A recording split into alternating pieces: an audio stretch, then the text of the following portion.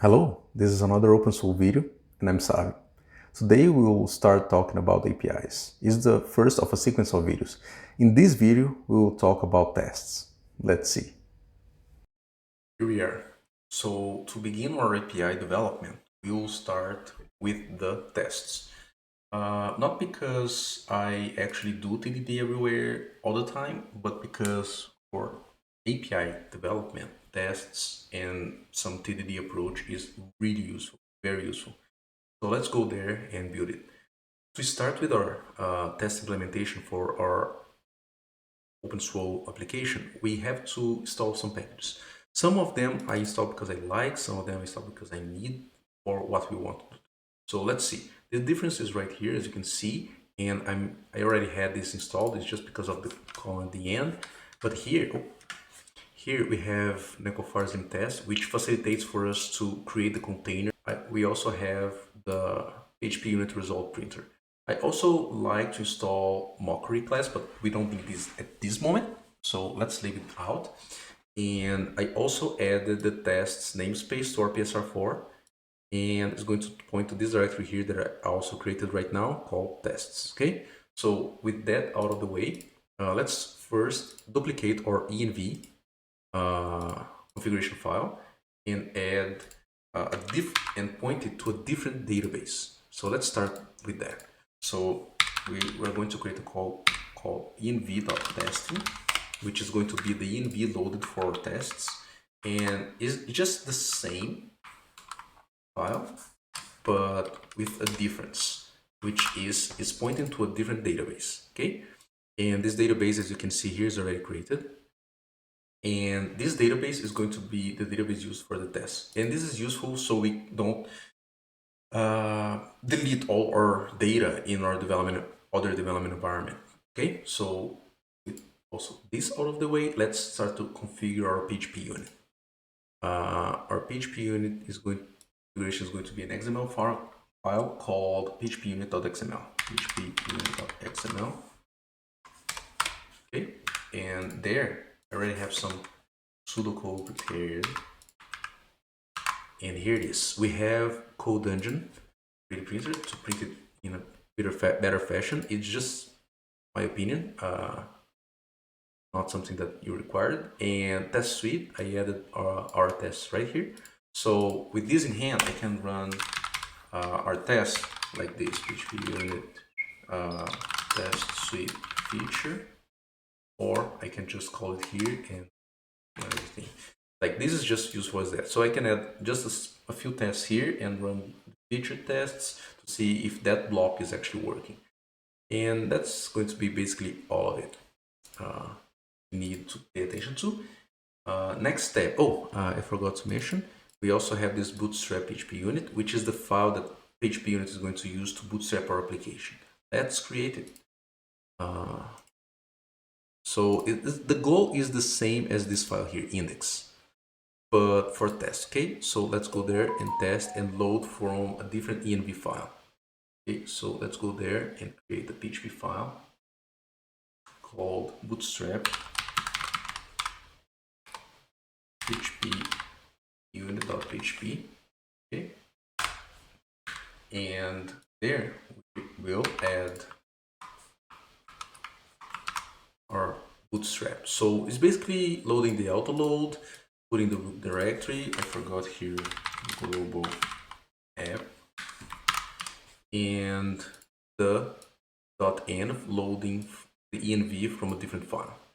Okay, so that's all to it. Let's clean it again, and now we are going to customize a little our migrations. So basically the difference with the migrations now, to be very short, is that right now we are getting the input object. I just want the boolean to make it simpler so I can call from our tests. Okay, so fresh, and I'm going to pass fresh here. Okay, I'm changing the interface to make it simpler. So let's go where it's called from and add the call to get option from there. Okay, so this is another step necessary for our changes here.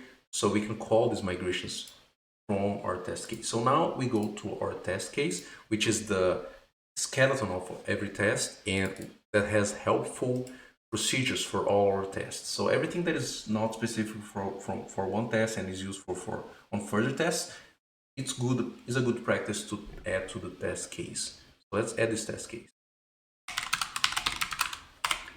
And our test case, I already have some Bootstrap implementation here, and it's going to be like this. So yeah, with just one missing point is here. I simply load the app from the global. I prepared our Slim application, and then I add the route middleware, which is like part of the preparation of our Slim application. I start our dependency just as in our Bootstrap, and then I call the Bootstrap app class and register routes. So this is the missing point.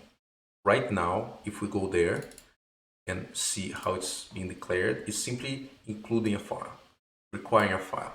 So what we want is to make this a public method so we can call from there. That's what we will do. Later, we run the migrations and seed the database so we can run the test after, okay? So this is when we get the app. So let's go there and change our Bootstrap to have a register routes file. And let's use this opportunity to also add our API routes so we can test. So here it is, and let's include this file. And there it is. We have our routes, common routes here, and we also have another group of routes with the prefix of API, and that includes our API routes. Okay, so every API route that we register here will be inside this namespace. We can call it namespace. And now we're going to replace this call here with register routes. And if we go to our test case, it's not an error anymore. Okay, so this step behind, now we will register routes. Let's go there. I'm going to create a file here called API routes. So API routes.php. Okay, and in this file, I simply going to add our API routes just like the other routes file. Okay, so here it is. I expect a user controller to be there. I'm going to create in a second, and this is basically the same as the all other routes file. You can navigate on Slim documentation to understand this further. Let's go there and create our controller. So our controller namespace is inside controller API directory, and inside API user controller, PHP class user controller, and our user controller is going to have all the CRUD procedures ready there. Not that I'm going to implement in this video, I'm just going to check this one right here. So this is basically, I'm grabbing everything from the database, I'm unsetting some sensitive data that I don't want to pass through, and then I'm serving it as in the JSON format. Okay, so this is all I'm actually doing. I could be doing more, and I will do more in further videos, but this is what I'm doing here. And let's see what we can test. So now we can go and create our API user test. Okay, so let's go there, API user test file, and there we can add our first test. Oops. I did something wrong here, right there. Okay, so one more thing is the API test rate from the Necofar Slim, which is that library that facilitates a task running the server in a sub-process that I told you about. So here it is. We call this method that is from this trait right here, and I pass my app to it so I can actually test my Swoole application. And now we can test our API right here. So we're basically making the request to the users. We assert that the status is 200, and then we grab the body and test if the data key has specific fields like ID name, and email. Okay, so actually this should be right here because I'm actually assuming that this exists at this point, right? So if this fails, this won't even run. Okay, so at this moment we are ready to go. Just one more explanation is that there you can see a rewind here is because at this moment the body was already consumed because the body is a stream. So I'm just rewinding to make sure that the body is available when I grab the contents. Okay, just for that reason. So now if we go here and vendor in PHP unit and run everything, let's see if there's anything missing. Nope, everything passing, 5 assertions, 1 test, everything okay. So all of this worked. If we go there and make this return an empty array, which is not right? Because we have a record we are expecting because we just seeded the database, it fails. So it's really working. That's it for today. Thank you, and let's see you in the next video.